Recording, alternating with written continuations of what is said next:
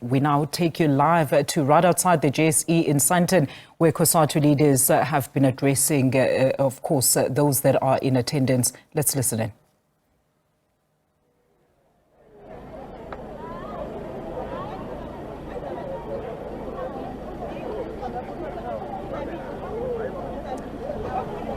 That's right. We're still here, Alicia, outside the Johannesburg Stock Exchange, where workers affiliated with Trade Union Federation COSATU are dispersing now, and that follows the handing over of the memorandum of demands to executives here. We saw executives from the South African Reserve Bank, as well as Discovery, and as well as police. They were here in attendance to accept that memorandum from workers.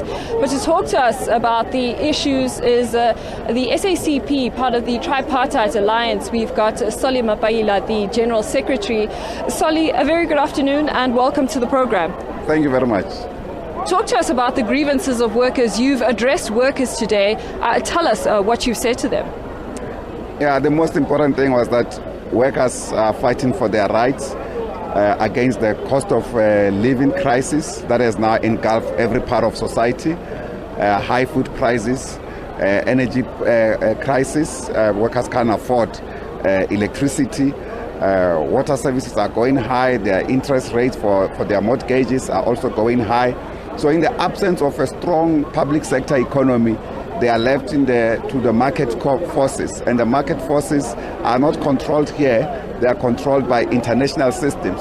So as a result, they are creating more problems for the workers. So it is in this regard that workers have come out here today to refuse more further austerity budgets, that is budget cuts across particularly the public sector unions, and also casualization and job losses in the private sector institutions. That is why they came here to the center of capital, the Johannesburg Stock Exchange, where investment about the economy of South Africa decisions are made. And we also presented a memorandum to Discovery Health, which has been opposing national health insurance because they want to keep privileged access to better health care only for the rich. And workers that are trying, those with medical aids, for instance, these medical aids already are exhausted in the middle of the year. So we need a comprehensive universal health care through national health insurance that should be accessible by all South Africans. So it is in this regard that they also convened the Reserve Bank to come, as well as the crisis of crime in our society. In the context of budget cuts, there can be no more funding for proper policing.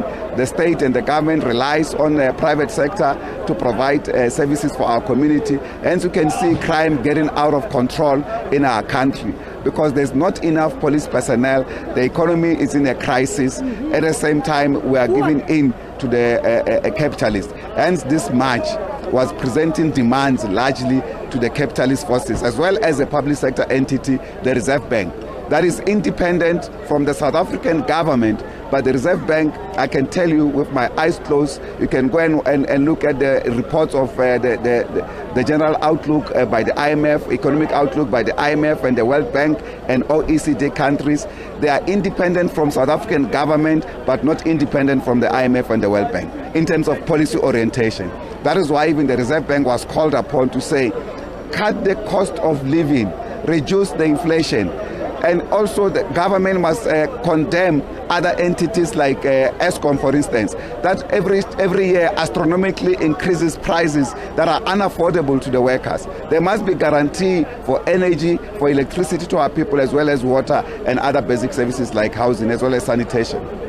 All right, thank you so much, Solly. Alicia, as you heard it there from the SACP, just outlining the grievances by workers. They've given business 14 days to respond to the memorandum, but traffic here in Sandton gridlocked, but workers are dispersing following that march this afternoon.